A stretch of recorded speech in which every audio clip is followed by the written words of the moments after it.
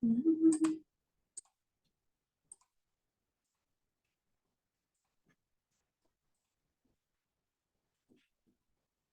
can minimize that window too. Okay. All right. Good afternoon. This is Karen Haggard instead of Mary Lucy. And we are doing a session this afternoon on Chicago style. We've done MLA style and APA style, and today we're doing Chicago style, formatting a paper using the Chicago Manual of Style. The Chicago Manual of Style is there in the blue. It also has an offshoot, or whatever you want to call it, called Turabian, that's geared mainly towards students. There are very small differences between the two. I think Turabian was where I first started using citation in general, but that was a long time and many editions ago. Small differences. Chicago Manual of Style focuses on publication, Turabian mainly on students. There is a link here, and it's in the sources at the end for a shop, CMOS Shop Talk for students, and it has some helpful information, and you might want to look at that later. There is a 17th edition of Chicago Manual of Style, and I wanted to point this out. The library right now only has a 16th edition, and it's a couple of years old, and so we may wait to buy the 18th when it comes out. But here are the significant changes since the 16th edition, according to Purdue OWL, which I will be quoting a lot. That's their on-campus writing lab. The 17th edition has some techniques for achieving gender-neutral language. Italics are the preferred form of emphasis in a text, more so than boldfaced or underscored. Internet should now be styled as internet, not capitalized. Email now as email with no hyphen and no capitalization. Use of IBID for repeated citations is discouraged in favor of shortened citations. And the use of the 3M dash for repeated names is discouraged. And I had to look up what the 3M dash was, but that's where, when in your bibliography, when you use the same author for a book, you just put a dash in for them. Now they're saying just don't use the dash, just put the repeated name. Okay, there are two ways to document sources in the Chicago Manual of Style. First way is the notes and bibliography style, sometimes called NB, and the other is the author date, sometimes called AD. Notes and bibliography mostly appeals to people in the humanities. It includes numbered footnotes or endnotes, and there's a superscript number used in the text. The sources are listed in a separate bibliography, and I bolded bibliography there because that's what they call it in notes and bibliography. The author date way of documenting is mostly social sciences folks. It has in-text citations instead of footnotes. It will include the author's last name and the year of publication. It's very similar to APA in that way, but the commas I think are a little different.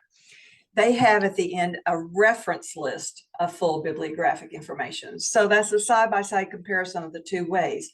I assume that you would choose which one to use depending on your discipline or what your professor has required for you. Okay, I have a really short little video clip I wanted to show here. Well, I think that'll do that on here.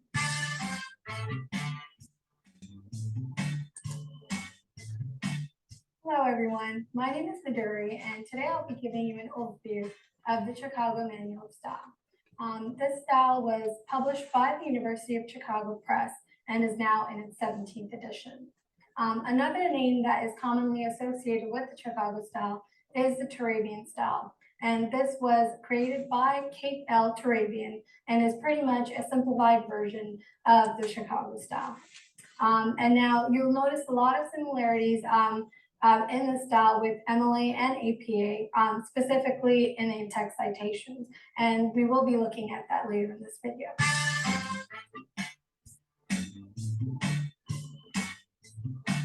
Okay, so now there are two methods of documenting in Chicago style. And one of them is author date, and the other one is notes bibliography. So we're just going to talk about some similarities and differences that both these methods share. So now for author date, we have parenthetical citations.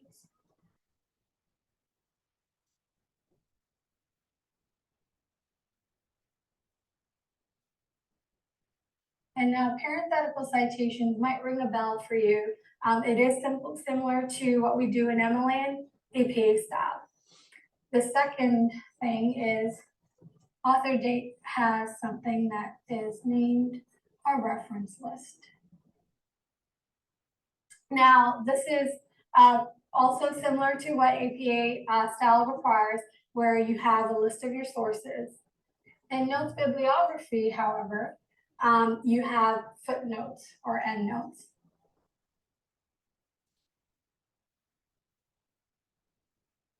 And these usually come, replace in-text citations or parenthetical citations and fall on the bottom of your page. And secondly, you have a bibliography instead of a reference list. Now, there are two different ways you would create your citations when you're doing either a bibliography or a reference list. And now, just to talk about some similarities, the main similarity amongst the two are the way you format your document. So that includes your title page, which is in both scenarios, it's optional. So depending on whether your professor wants you to do it or not, you would include one. And secondly, the way you incorporate your page number, your font, and your margins. And the second thing that's similar is the fact that you have to alphabetize your reference list or your bibliography. So you have to put it in alphabetical order. And those are some of the major similarities and differences between the two methods of Chicago style.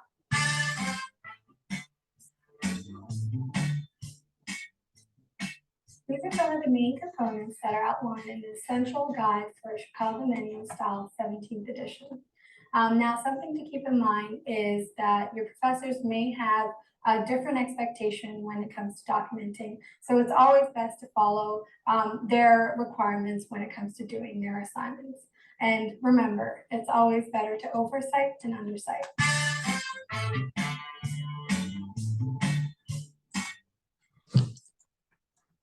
Okay. Let me close that. And just click on the PowerPoint icon at the bottom again. Okay, there we go. Okay. Right. And we're going to hit the. All right, there's the video. We finished seeing that. I thought that would be a little reinforcement of what I already told you. Basically, and I found this in Purdue Al, and I thought it was a very important caveat. The basic rule for any formatting style is always follow your instructor's guidelines.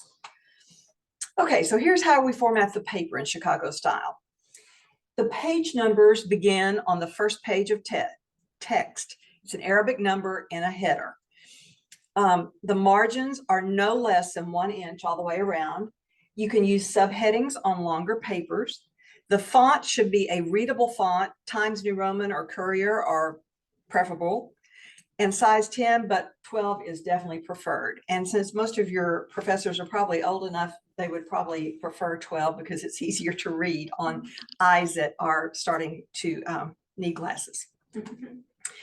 Formatting the paper, it's double spaced except for block quotations, notes, bibliography, it's not double spaced, table titles, figure captions, all of those are single spaced. Paragraphs are indented, no extra space between them. A block quotation you use if the quotation is 5 or more lines or more than 100 words, 2 or more lines of poetry, it's not enclosed in quotation marks, you begin a new line and it is indented. So, and then your footnote or your in-text citation would go at the end of that. Here's the formatting for the title page, centered 1/3 of the way down the page in all caps, No page numbers on the title page. The name, course, and date follow several lines later and are also centered. And that's formatting the title page. Here's some information on headings. I'm really not going to spend a lot of time here because you could find this easily. But if you use headings, this tells you the level of the heading and how to format it. For example, the first level is centered, boldface, or italic type, headline, capitalization. That means you capitalize every important word. Down to level 4, which is flush left, Roman type, sentence style capitalization, where you only capitalize the first word and all important and all proper nouns.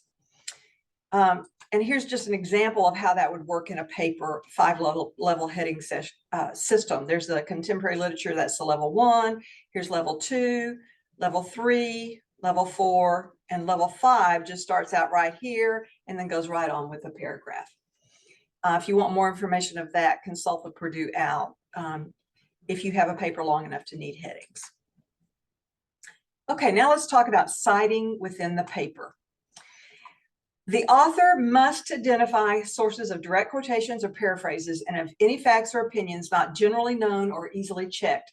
That's according to the Chicago Manual of Style. So here's the way you do it in the NB style and the AD style. Notes bibliography requires footnotes and or endnotes to cite sources or provide relevant commentary within the text. It includes each source cited within the text as an entry in the bibliography at the end of the paper. The author date style requires using parenthetical citations similar to APA to identify sources as they show up in the text. It includes each source cited within the text as an entry in the, actually it should be the references at the end of the paper. I believe that's right. This is from Purdue OWL. Okay, so here's the in-text citations. Every time a source is used in the text, you have to cite it with an endnote or footnote. And notice down here, they say that endnotes are useful when footnotes have become just too much. If you've got too many footnotes, that's when you would put it in endnotes and put it at the end of your paper just before the bibliography. But here's where footnotes would go. And here's an example of one. Well, here's a better example. Let me find the zoom button here. I can zoom onto this a little bit better. Do you see where there's a number 2 up here in the text? At the end of the quotation marks, and that's a superscript. It's just a little bitty thing, and Word will help you format this easily. I missed where number 1 was. It's probably in the part I don't have highlighted, but notice here at the bottom are your footnotes. The first one is listed completely, and the second one is listed completely. Notice they have the opposite of a hanging indent. They indent the first line and then go back out flush to the left for the second line.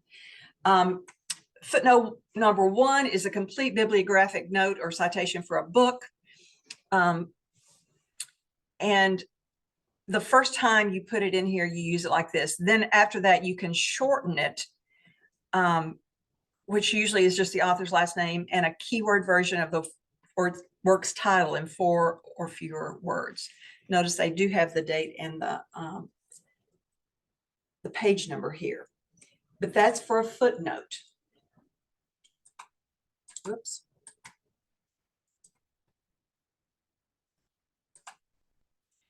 Okay, you can use Word, Microsoft Word, to insert a footnote at the appropriate place, and it will keep track of the numbers and insert them at the bottom of the page for you, which is a really nice feature.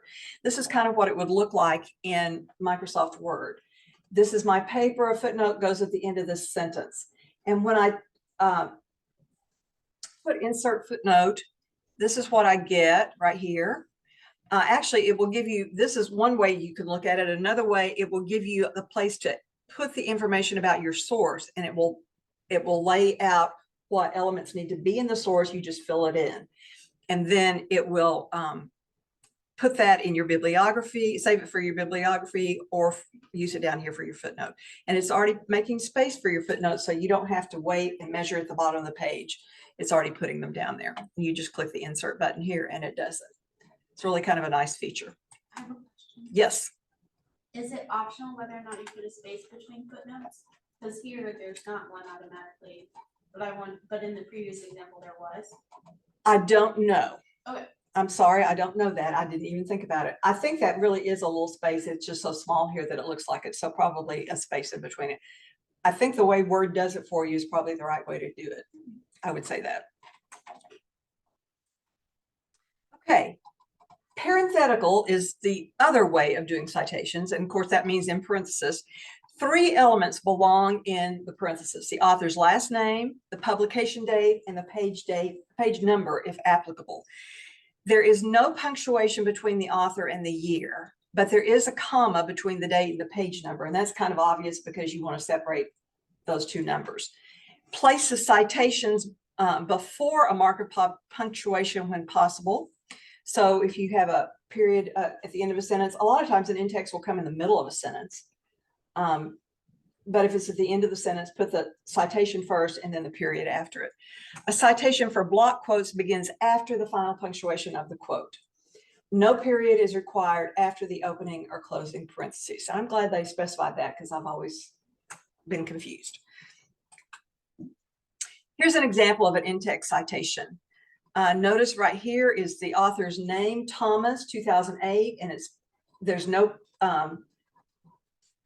comma between, just a space between Thomas and 2008, and there's a comma between it and the page number.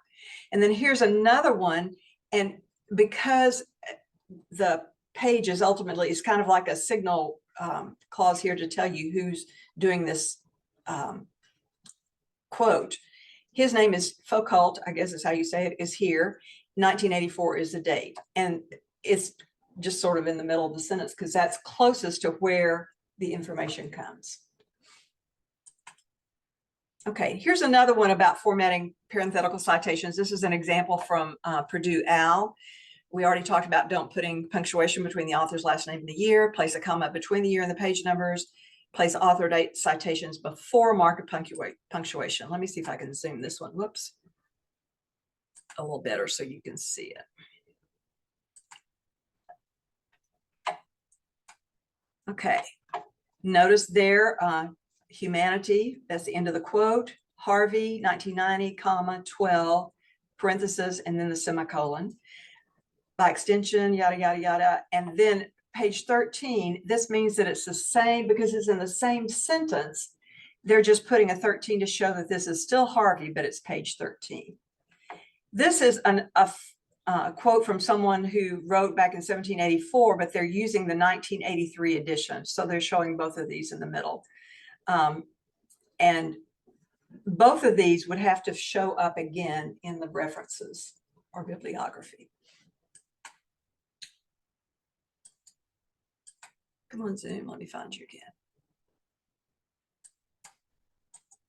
There we go. Okay, here's a better example maybe. Whoops. Well, I didn't mean to do that. Zoom button right there. Okay. This author is arguing that something, because they're using it like a signal phrase here. Here's the author, there's the date, and then the page number goes here. So the elements are separated, but it's still a parenthetical citation.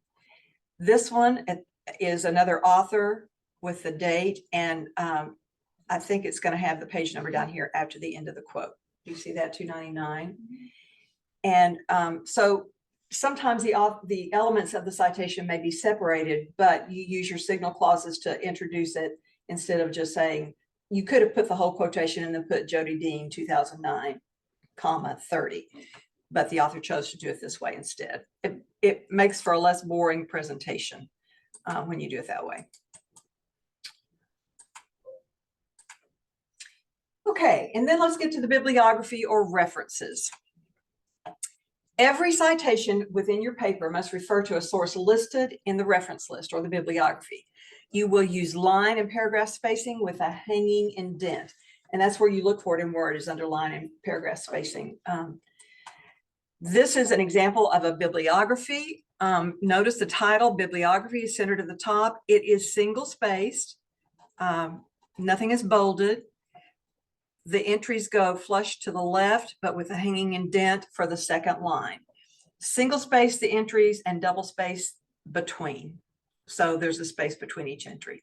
And these entries are ordered alphabetically by the author's last names.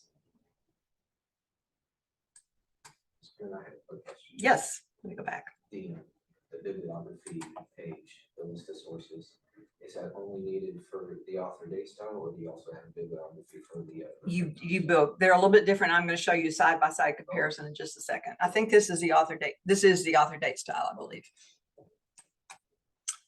Okay, when determining the appropriate formatting, and I thought this was very helpful directions for a citation on the bibliography page, this is what Purdue OWL recommends. Identify the source type. Is it a book? Is it a journal article? Is it an online article? Find the appropriate citation on the Purdue OWL Chicago Guide, and then mirror that sample entry for your bibliography page, just replacing it with the new entries information.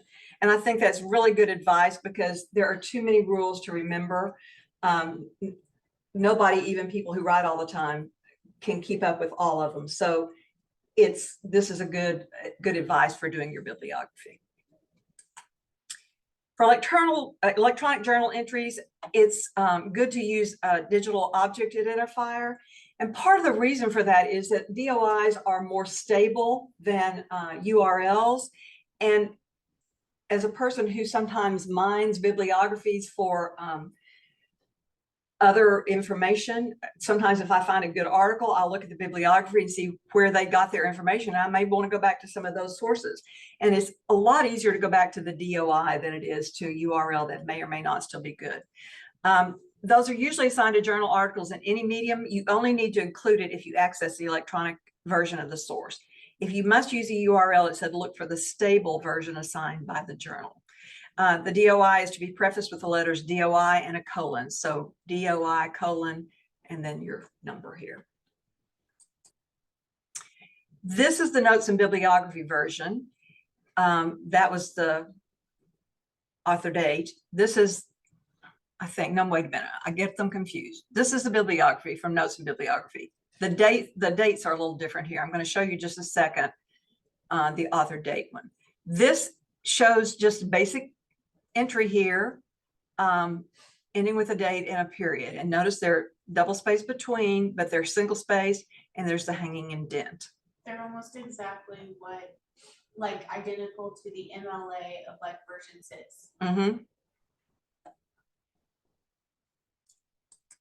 Which I prefer. That was the one that I memorized on accident when I was teaching comp classes, and then it changed. Yes, of course. Mhm.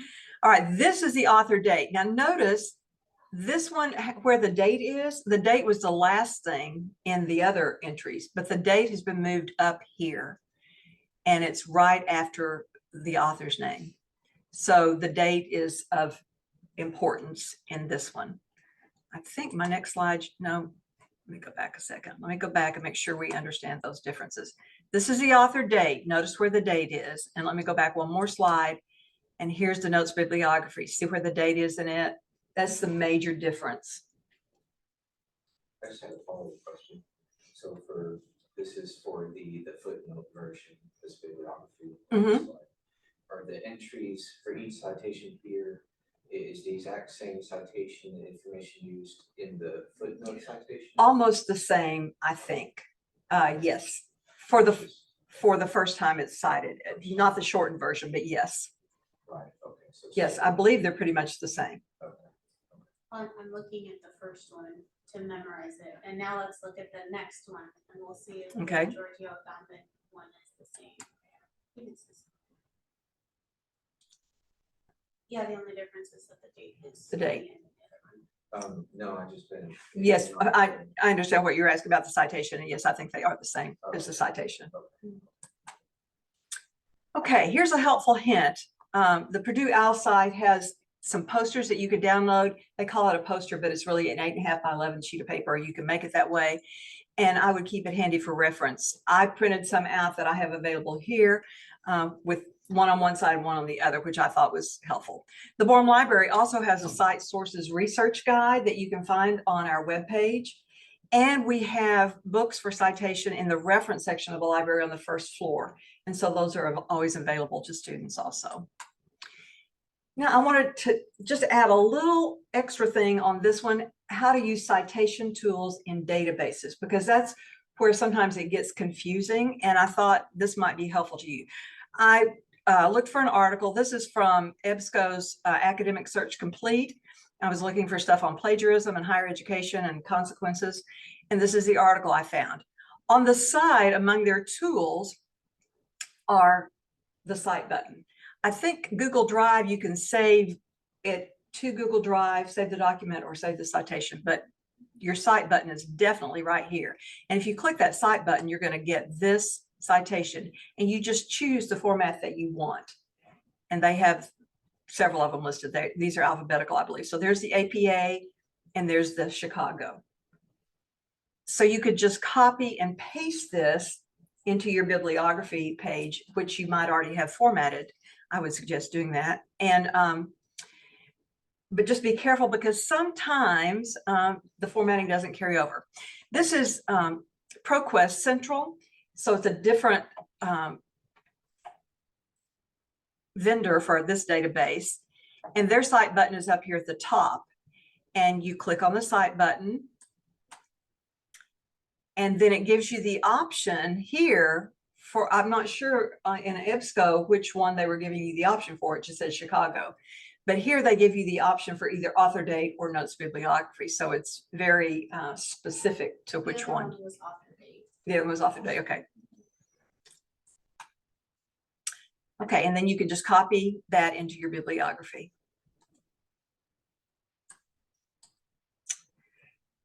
And like I said, citations do not always copy correctly. If the hanging indent is lost, you can edit it in Word. Just go up to the top where it says lines and paragraph spacing. I usually like to highlight the citation, then go up to Word, highlight it, and look for paragraph and line spacing and look for the hanging indent. I would always check citations against a citation manual or Purdue OWL to make sure they're correct.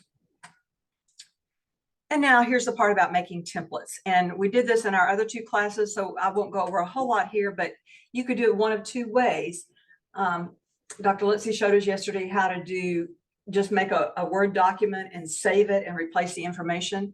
You could do that by creating a template for your title page. You could save it as a template this way in Microsoft Word if you want to, and then just reuse the template over and over again. For the body, well, I would do the title page centered, title third down, space more, and add your name, date, and class. And you would have all that information ready for your title page. You could just keep going on the same document, or you could create another document for the body. I would do this with the page numbers, inserting the page numbers and double spacing, and indenting the paragraphs. Bibliography or reference list, I would put that on the top of the page, centered. It's not capitalized. I mean, it is capitalized, but not bolded or caps or anything. Single space, flush left, double space between entries, and format the hanging indent. And if you make those templates, it really is a time saver into what you do. In Microsoft Word, when you choose the templates, you can choose references at the top, and they've got on the left the NB side where you can use the citation option with footnotes. And on the right-hand side, the insert citation info is there for you. So Microsoft really does help. Google Docs offers templates for APA and MLA right now. They do not at this time offer for Chicago. So Microsoft Word is probably going to be your best way to go. And here are the sources. Purdue OWL is definitely the standard for citations, and I would definitely use that one. We have the 16th edition of this Chicago Manual of Style in the library, and we have Turabian in the library. And this is their shop talk, which you can access online to get more information. And that's the video that I showed you. Okay, any questions? I have a comment. Okay. So when I wrote my dissertation, they went totally off the tracks and then just decided, like, for formatting a dissertation, it was no particular style except for Loyola's dissertation formatting style, Wow. which was some kind of hybrid monster of MLA and Chicago Turabian. And I feel like it's messed up to this day, like my understanding of Chicago, because in my mind I was like, oh, this is mostly Chicago. Now I'm realizing it was not really. Right, exactly. Yeah. There are some similarities between them, but they're not all the same formatting. So it does help, I think, to always consult a manual or Yeah. Purdue OWL. And Purdue OWL will actually help you. There's a place where you can put in your citation information there and it'll make the citation for you. So I would go with that too. I also forgot to mention when I was doing the MLA one that because it's loosey-goosey, you're allowed to put footnotes if you want to. But MLA, they've recommended if you put footnotes, it's like just a short reference to another work, like see this note, see this one. And that's not how I do footnotes. I do, my footnotes are, I just had this random tangent, A commentary kind of thing, Yeah, yes. commentary, yeah, so really, I probably shouldn't be using MLA to do that, but I can't help it. Well, actually, they talked about you could actually combine the two Oh, really? somewhat and using it for the commentary. That was how to do it. Yeah. Oh, nice. Okay. Well, thank you for coming to our presentation today. We'll stop sharing now. Okay. Stop the recording up there. Just click on the stop button to the right, square.